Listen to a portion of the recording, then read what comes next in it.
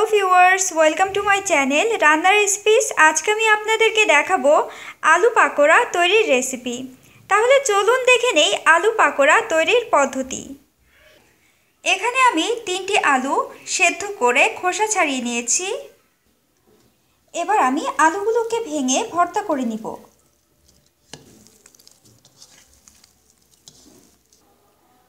আমার আলুটা মাখানো হয়ে গেছে। এখানে আমি আধা কাপ পরিমাণ ময়দা এবং বেসন একসাথে মিক্স করে নিয়েছি। এবার আলুটার মধ্যে দিয়ে দিব। এবার একটি ডিম ভেঙে দিয়ে দিব। এবার দিব 1 টেবিল চামচ পরিমাণ পেঁয়াজ কুচি। এবার 1 টেবিল চামচ পরিমাণ কাঁচামরিচ কুচি, আধা চা চামচ পরিমাণ টেস্টিং সল্ট, 1 চিমটি পরিমাণ বেকিং পাউডার এবং স্বাদমতো লবণ দিয়ে দিব। এবার সব কিছু একসাথে মিশিয়ে নিব।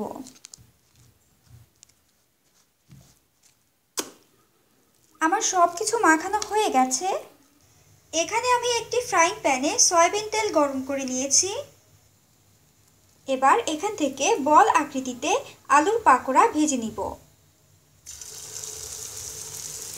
এভাবেই একটা একটা করে পাকোড়া আমি ভেজে নিব।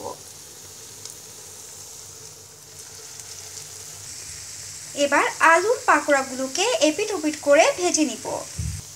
নিচের পিঠ হয়ে গেলে উল্টিয়ে দিব।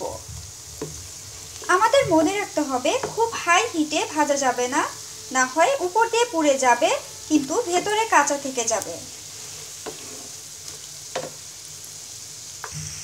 আমার আলু পাকোড়া ভাজা হয়ে গেছে। এবার আমি তেল থেকে উঠিয়ে পরিবেশন করব। সো ডিয়ার ভিউয়ার্স, হয়ে গেছে আমার আলু পাকোড়া তৈরির রেসিপি। আশা করি আপনাদের আমার রেসিপিটি ভালো লেগেছে। আমার আরও নতুন নতুন রেসিপি যদি আপনাদের ওয়ালে পেতে চান তাহলে আমার চ্যানেলটি সাবস্ক্রাইব করুন, তাহলে আমার সব রেসিপি আপনাদের ওয়ালে পৌঁছে যাবে। সো প্লিজ সাবস্ক্রাইব রান্না রেসিপিস।